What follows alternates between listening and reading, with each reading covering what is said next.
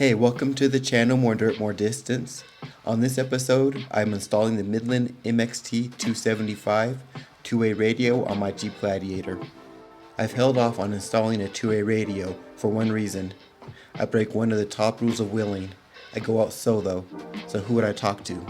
But I've reconsidered and decided to get a two-way radio because I may actually go out with a group one day, and having multiple ways to communicate and signal for help is part of my safety plan. I picked the Midland MXT275 because there is a speaker in the microphone, so the actual radio can be hidden out of sight. Let's get this installation started.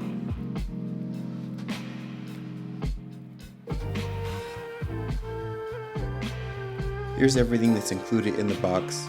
I bought the bundle, which includes a few extra items. The micro mobile radio fits in the palm of your hand, making it easy to mount out of sight. There's an external speaker and a mounting bracket. There is a speaker on the microphone as well as all the controls for the radio, which is the main reason I wanted this particular unit. It's powered by a 12-volt cigarette lighter plug. I'm looking for a clean install so I won't be using it personally. There's a detachable antenna with a magnet. If you buy the bundle, you'll get a ghost antenna, mic extension cord, and 6 meters of antenna cable. There's also a mic mounting clip. I had to buy the rugged radio driver's side antenna mount separately. To hardwire the radio into the Jeep, you'll need 16 gauge wire. Instead of screwing the mount somewhere into the vehicle, I'm using this Velcro with an adhesive backing. It just gives a lot more flexibility when it comes to mounting. I don't want to use the cigarette lighter plug to power the radio. I'm going to power the radio directly from the battery, so I cut off the 12-volt socket and use the butt connectors to extend the 16 gauge wiring to the battery.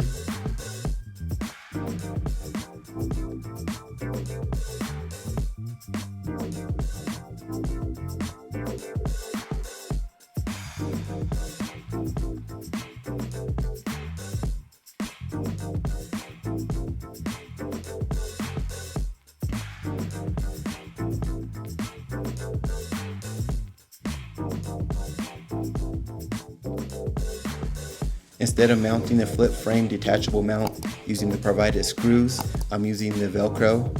I measured out the back of the mount and just cut off a strip to fit directly on the back. That way the radio can be moved easier and opens up a variety of mounting locations. There is a grommet on the driver's side that allows you to run the wire and antenna through the firewall, only if you have an automatic though. If you have a manual, you have to run the wire and the antenna through the space between the dash and the side panel. Pop out the grommet and use a 3/8 bit drill to drill a hole in the center.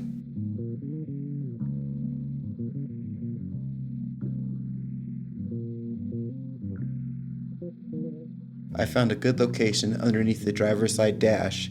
It's the perfect size for the radio.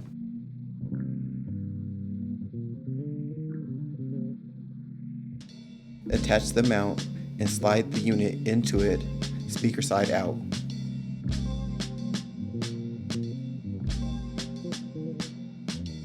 In order to run the antenna through the grommet, you'll need to unscrew the end of it, and it reattaches easily. Screw the antenna into the back of the radio.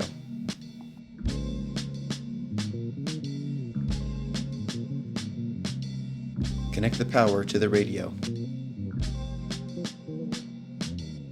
I ran the wiring back behind the foam to the passenger side of the vehicle. I'm going to organize the wires later, so this will work for now. Instead of connecting directly to the battery, I'm using the auxiliary connection on my solar charge controller. It monitors the car battery and will switch off whatever is connected to it if the battery is low. You can get power directly from the battery if you use ring connectors. Just remember to turn off the radio.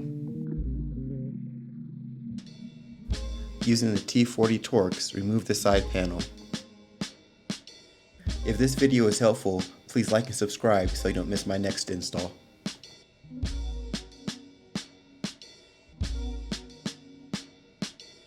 Run the antenna from the engine bay down towards the door, leave a few inches hanging.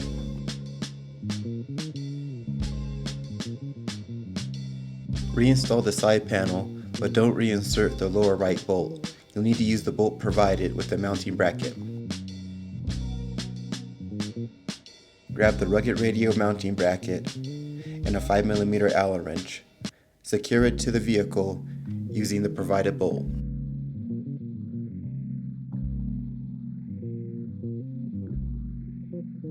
Attach the antenna cable to the mount and screw on the ghost antenna.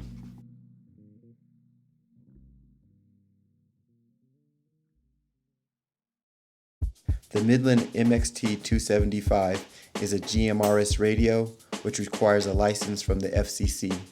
Watch to the end of the video and I'll walk you through the site.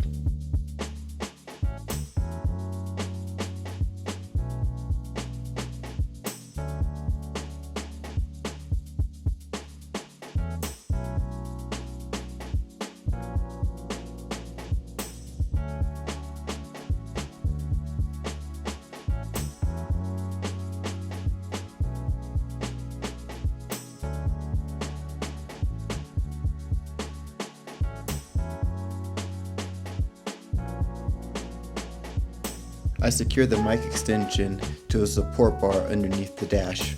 I'm gonna get a better microphone clip, but this will do for now.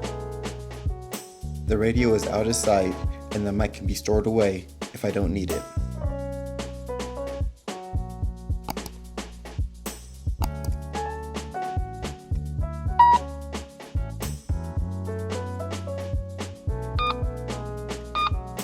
To get your license, go to fcc.gov.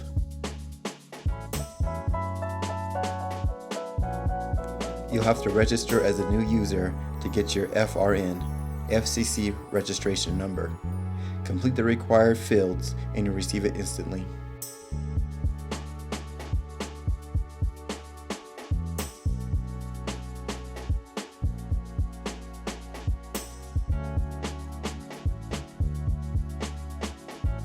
Once you've received your FRN, file Form 605 online. There is a fee of $70 to get your license.